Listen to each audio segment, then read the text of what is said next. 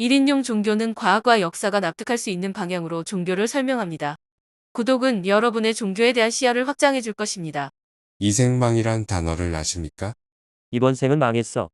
라고 하소연하는 젊은 사람들의 줄임말입니다. 뉴스에서는 그런 말도 나옵니다. 지금 젊은 세대가 부모 세대보다 못 살게 된 최초의 세대라는 것입니다. 여태까지는 부모보다는 자식의 세대가 점점 잘 살게 되었는데 지금 젊은 세대는 부모 세대보다 가난해지고 있다는 것입니다. 젊은이들은 말합니다. 자기들의 부모 세대는 대학교만 나와도 취직이 쉽게 됐는데 자기들은 온갖 스펙을 취득해도 취업이 어렵다고 하소연합니다. 자기들 부모 세대는 은행에서 이자도 높게 줘서 굳이 원금 손실이 발생하는 주식에 투자하지 않고 은행 예금만 들어도 10% 넘는 이자를 받으며 자산 불리기가 손쉬웠다고 말합니다. 은행 예금이 10%일 때는 물가 상승률이 10%가 넘었을 때입니다. 은행은 인플레를 초월한 이자를 절대 지급하지 않습니다. 은행이 살아남는 이유입니다. 자본주의 기초만 알아도 은행이 인플레를 초월한 이자를 지급하지 않는다는 걸 알 텐데요. 옛날 뉴스에서 일반 시민들을 상대로 한 인터뷰 영상을 보면 젊은 나이인데도 꽤 늙어 보인다는 걸 알 수 있습니다. 요즘 젊은이들 말대로 예전 세대가 손쉽게 살았다면 왜 이렇게 나이 들어 보이는 걸까요? 스킨케어 제품이 없다는 이유만으로 이렇게 나이 들어 보일 수 있는 걸까요? 인간은 고생하면 늙어 보이기 마련입니다. 젊은이들의 부모 세대가 생각만큼 그렇게 손쉽게 인생을 살지 않았다는 증거는 늙어 보이는 얼굴에서 드러납니다. 옛날이 좋았지. 라고 말하는 사람도 있지만 저는 과거로 돌아가고 싶은 생각이 하나도 없습니다. 세상은 생각보다 점점 좋아지고 있습니다. 과거보다 나빠진 건 인간들이 망쳐놓은 기후밖에 없습니다. 그리고 나이 먹어가며 신체가 옛날보다 노후화된 거 그 두 개밖에 없네요. 이번 생은 망했다고 주장하는 젊은이들은 다음 생은 성공할 수 있을 거라 여기는 걸까요? 과학이 발달한 현재에도 꽤 많은 사람들이 이번 생과 다음 생을 말하는 인류의 개념을 기본 탑재하고 있지만 불교 전파 초창기에는 그렇지 않았습니다. 위진남북조 시대의 중국의 승려 해화는 사문불경왕자론이라는 논문을 통해 이렇게 주장했습니다. 불이 장작에 옮겨지는 것은 정신이 육체에 옮겨지는 것과 같아. 불이 다른 장작에 옮겨지는 것은 정신이 다른 육체에 옮겨지는 것과 같아.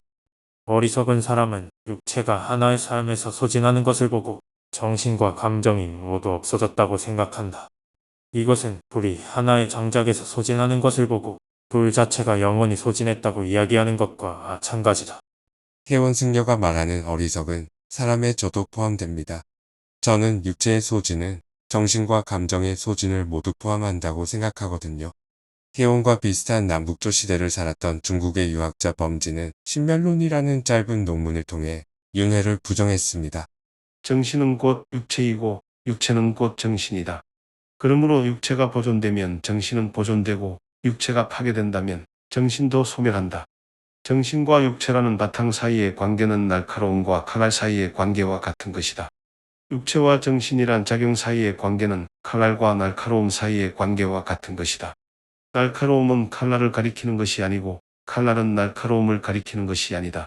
그렇지만 날카로움을 제거하면 칼날은 존재하지 않고 칼날을 제거하면 날카로움은 존재할 수 없다. 칼날이 없는데도 날카로움이 존재한다는 것을 아직 들어보지 못했는데 어찌 육체가 없어져도 정신이 존재한다고 설명한단 말인가? 제가 2년 전에 올린 영상 모든 유일신 신앙인이 부정하는 모세의 가르침에서 모세뿐만이 아니라 붓다의 가르침도 설명하면서 붓다가 윤회를 부정했다는 걸 설명했습니다. 저는 영혼이라든가 윤회를 부정하게 된 게 어려서 컴퓨터에 관심을 갖게 되면서 그렇게 됐습니다. 인간의 육체는 컴퓨터의 하드웨어와 같고 인간의 영혼은 컴퓨터의 운영체제와 마찬가지입니다. 많은 사람들이 육체와 독립된 영혼의 불멸성을 주장하지만 뇌가 손상된 치매 환자의 상태와 비슷하게 컴퓨터의 하드에 배드 클러스터, 소위 뻑이 가면 데이터를 읽어낼 수 없고 컴퓨터가 맛이 가는 것과 마찬가지입니다. 영혼을 악마에게 팔아 어떤 재능을 얻었다는 등의 판타지가 존재하고 영혼에 대해 상당히 고귀한 가치를 부여하지만 영혼 내지 뇌의 기능은 육체를 움직이기 위한 기본 운영체제일 뿐입니다. 영혼이 그렇게 고귀한 것도 아니고요. 이번 생은 망했으니 다음 생을 기대하는 수많은 젊은이들이 집에서 히키코모리로 살아가는데 다음 생이란 건 없습니다. 다음 생이란 건 우주 먼지로 되돌아가 망간, 철, 마그네슘, 칼륨 같은 무기질의 형태로 자연으로 돌아가는 일만 남았을 뿐입니다. 지금 젊은 세대가 부모 세대보다 가난할지는 몰라도 부모 세대보다 많은 기회의 선택지가 있습니다.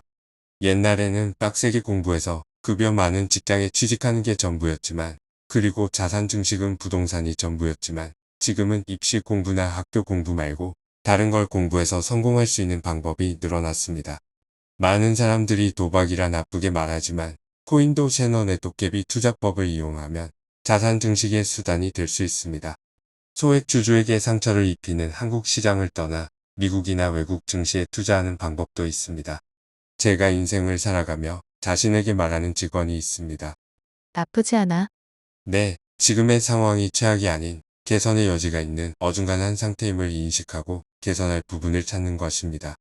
더 이상 나빠질 수 없는 최악이라고 스스로에게 체면이 걸린다면 빠져나갈 여지마저 제거하는 셈이 됩니다.